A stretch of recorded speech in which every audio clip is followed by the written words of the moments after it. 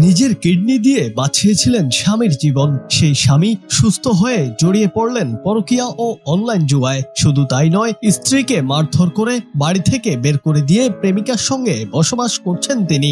আমার হাজবেন্ডকে না আমি আসলে আমার নিঃশ্বাস ভাবতাম, জানেন, নিঃশ্বাস ভেবে আমার মোবাইলে ওর নামটা না তারেক অক্সিজেন আমার এই নামে সেভ করা। এই দুনিয়াতে নিজেকে সবার আগে ভালোবাসতে হয়। একজন নারী তার স্বামীকে কতটা ভালোবাসতে পারে, কিডনি দিয়ে তার স্বামীর দুইটা কিডনি যখন বিকলাঙ্গ হয়ে যায়, দুইটা কিডনি যখন নষ্ট হয়ে যায়, তখন স্ত্রী স্বামীকে ভালোবেসে একটা কিডনি দিয়ে দেয়, কিডনি প্রতিস্থাপিত হয়। সেই স্ত্রীকে রেখে পরকীয়ার জেদ ধরে পুরো সংসারটাকে নষ্ট করে দেওয়া হয়েছে। এবং যেই স্ত্রী কিডনি দিয়েছেন, স্বামী এখন বেঁচে আছে যার অবদানের কারণে, তাকে মেরে ঘর থেকে বের করে দিয়েছে।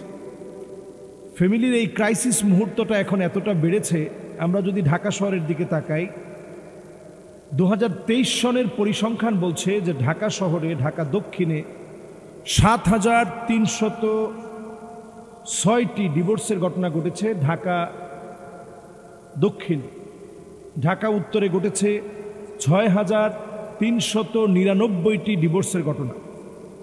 এর মধ্যে রাজধানীর দৈনিক গড়ে প্রায় 36টি করে ডিভোর্স হচ্ছে। অধিকাংশ ডিভোর্সের ক্ষেত্রে দেখা যাচ্ছে 10টির ভিতরে 7টি ডিভোর্স সংগঠিত হচ্ছে নারীর পক্ষ থেকে, নারীদের পক্ষ থেকে ডিভোর্স চাওয়া হচ্ছে। নানাভাবে আমাদের ফ্যামিলি প্ল্যানিং নষ্ট হয়ে যাচ্ছে, সামাজিক অবক্ষয় ঘরে ঘরে এখন চলে আসছে।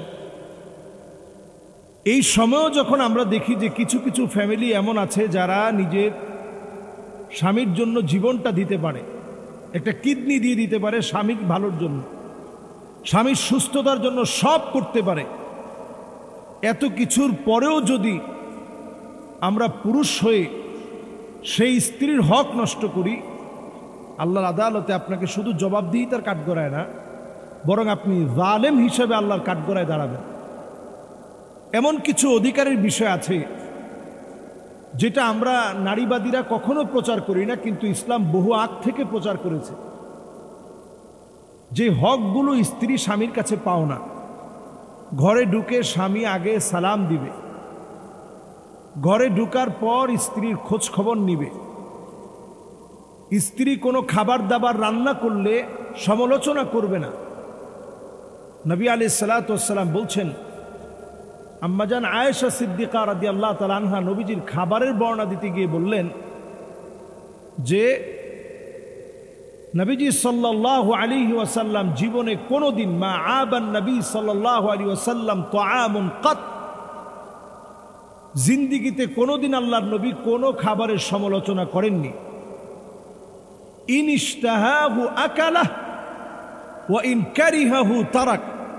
নবী সাল্লাল্লাহু আলাইহি সাল্লামের কাছে যদি খুব অপছন্দ মনে হতো, নবীজি সাল্লাল্লাহু আলাইহি সাল্লাম সেটা খেতেন না। কিন্তু কোন খানার নবীজি সাল্লাল্লাহু আলাইহি সাল্লাম সমালোচনা করতেন না। এটা নবীজি সাল্লাল্লাহু আলাইহি সাল্লামের আখলাক ছিল। স্ত্রীরা অসুস্থ হয়ে গেলে নবীজি সাল্লাল্লাহু আলাইহি সাল্লাম তিনি চোখের পানি মুছে দিতেন। নবীজি সাল্লাল্লাহু আলাইহি সাল্লাম আম্মাজানদেরকে ইনশিওর করতেন, আনা লা উতাল্লিক, আমি কখনো তোমাদেরকে ছেড়ে দেব না, কখনো তোমাদেরকে ভুলে যাব না। খাবারের কষ্টের পরেও কোনো দিন আম্মা জানেরা নবী পরিবারের ব্যাপারে কোনো অভিযোগ দায়ের করেনি। সব সময় নবী পরিবারের ব্যাপারে সন্তুষ্ট ছিলেন। নবীজি সাল্লাল্লাহু আলাইহি ওয়াসাল্লাম আম্মা জানদেরকে আদর করে ভালোবাসায় সিক্ত করেছেন সব সময়। আম্মা জানদেরকে মহব্বত করে নবীজি রাত্রিকালীন ঘুরতে নিয়ে যেতেন। আজকে আমাদের সমাজে এই যে পরকীয়ার ঘটনাগুলো ঘটছে, বাংলাদেশে হাজার হাজার পরকীয়ার রিপোর্ট এখন দেখা যাচ্ছে, এর অনেকগুলো কারণ আছে। শুধুমাত্র নারীকে দোষারোপ করলে চলবে না, পুরুষকে দোষারোপ করলে চলবে না। আমরা সুন্নাহ থেকে বের হয়ে গিয়েছি, বহু দূর চলে গিয়েছি। নবী সাল্লাল্লাহু আলাইহি সাল্লাম আম্মাজানদেরকে নিয়ে ঘুরতে যেমন যেতেন, অসুস্থ হলে নবীজি সাধ্যমতো আম্মাজানদেরকে সঙ্গ দিতেন। নবীজি সাল্লাল্লাহু আলাইহি ওয়াসাল্লাম সাধ্যমতো আম্মাজানদেরকে সঙ্গ দিতেন, আম্মাজানদেরকে ভালোবাসায় সিক্ত রাখতেন, পরামর্শ করতেন, তরকারি কেটে দিতেন, ঝাড়ু দিয়ে দিতেন। ফাকান্নাসা রাসূলুল্লাহ, নবীজি নিজ হাতে ঝাড়ু দিতেন, কাপড় চোপড় ধৌত করতেন। নবীজি স্ত্রীদের কাছে সবচেয়ে শ্রেষ্ঠ স্বামী ছিলেন। এই জন্য আমরা আমাদের সমাজ থেকে ইহলৌকিক সভ্যতার কথা যত বলবো, সমাজতান্ত্রিক সভ্যতার কথা যত বলবো,